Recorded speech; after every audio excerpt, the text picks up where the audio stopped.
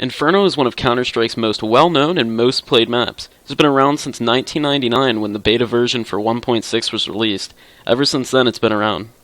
In 2004, Counter-Strike Condition Zero was released. It was made so people could play story mode Counter-Strike. It also had a really nice multiplayer 1.6 based engine. Ritual Entertainment edited this Inferno where they just changed the time of day and some other small things. Later on in 2004, Counter-Strike Source was released, with a whole new revamped Inferno. As you can obviously see, they decided to change up the colors, move some decals, move some objects, and they removed the ramp and instead added a new passageway and a well. In 2012, Counter-Strike Global Offensive was released. Basically, they made everything look a lot cleaner, as you can see me walking through CT. They changed up the colors and they added chickens, where actually you can shoot in a game mode like Deathmatch and get 1 point. I do not have any gameplay of this area from 1.6, Next and Zombies, or Condition Zero, but I can assure you that those spools were not there until Source. Back before Source, Bomb B was actually labeled as Bomb A. Apparently, I threw in a little clip in here of me walking inside of Pit on Next and Zombies. As you can see, it's simply just a pit. Banana back in the day looked completely different than it does now from Source or Global Offensive. During the first year of Inferno on Global Offensive, there was an annoying glitch where you'd hear that if you threw a decoy in between sandbags. Banana back in the day on Source looked a lot more how Global Offensive's Banana does look today. I know what some of you pervs were thinking, but this is just a call out. As you can see, Banana looks pretty much the same as it did on Source when the Source version was released. One of the biggest differences was on Next and Zombies there was a ladder and balcony. This area was here until the release of Source's version. The community stood up and decided to say that it was kind of ruining competitive play and wasn't the best thing for the map. Another huge difference is over here in T-Spawn. You can simply see just in all three of the games that I have shown that it just looks a bit different, and there's an open gateway there that you actually couldn't take in Global Offensive. So of course I'm going to go ahead and show you what that looks like. So this is walking up the ramp on Next and Zombies, and you can see on Next and Zombies there's a balcony there. If we switch over to Source, you can see there's no balcony. The little tunnel underground known as Mexico was changed a bit over 15 years. On Source, all they really did was make it a lot shorter.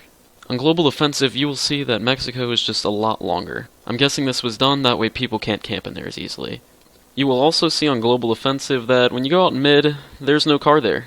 But on Source there is a car, and then on Next and Zombies it's just boxes. When you walk up mid, you'll notice that the benches are a bit different than how they are in Global Offensive. The changes were extremely small and pointless. When you go up apps on Go, you can see there's no gate. Source there's a gate, Next and Zombies there's just a little hole, and 1.6 there's also a hole. I'm guessing people felt that that changed a bunch of competitive play. On Global Offensive and Source there's a room called Bedroom, also known as Dark. On Source, little gate opens, and it basically just allows you to walk down the boiler or balcony room, which is basically the same on Global Offensive. Well, not much changes in here, so let's go walk down the hallways of apps. As you can see on Next and Zombies, they had lights on the sides of the wall, unlike how they had them on the ceilings in Global Offensive. The A balcony area on all Counter-Strikes basically looked exactly the same. Pit also remained the same, as you can see a comparison between Next and Zombies and Global Offensive. Next and Zombies is actually the latest Counter-Strike to be released, but they decided to go after a 1.6 based look. Source went with haystacks instead of the big boxes like Condition Zero, 1.6, and Next and Zombies. On Global Offensive, they tried to eliminate shooting through big boxes on A site. This is actually what the balcony room looks like on 1.6, Next and Zombies, and Condition Zero. You basically just shoot the little gate from either side, jump through, and then you're standing inside the hallway of apps. On 1.6, Condition Zero, and Next and Zombies, there was a little pit by the library that you could go into. On Source and Global Offensive, this was sadly removed. We were walking through library to CT to show you some changes. Rotating from A to B back then was kind of annoying because there was no little pathway by arches to go to. Due to this, you were forced to go around. As you can see on Global Offensive and Source, there's that pathway you can take right by arches. When they added that pathway, they added this little hut-looking thing where you can chill and play for exits on top of that, or go CT and play for exits. After all of that, we made it back to the very start of CT. I forgot to mention on Source, right on alt-mid, there was this little door that looked like you could go through it, when in reality, you couldn't. You could go through the door on the left though, but that was a lot more hidden. When Global Offensive was released, they decided to change up the door to make it look more fake, and also you could still use the door to the left. If you would like me to continue making videos like these, but with other maps, please go ahead and leave a like to show me your support. I really take my time into my videos and would appreciate the support, so thank you and I hope you guys enjoyed.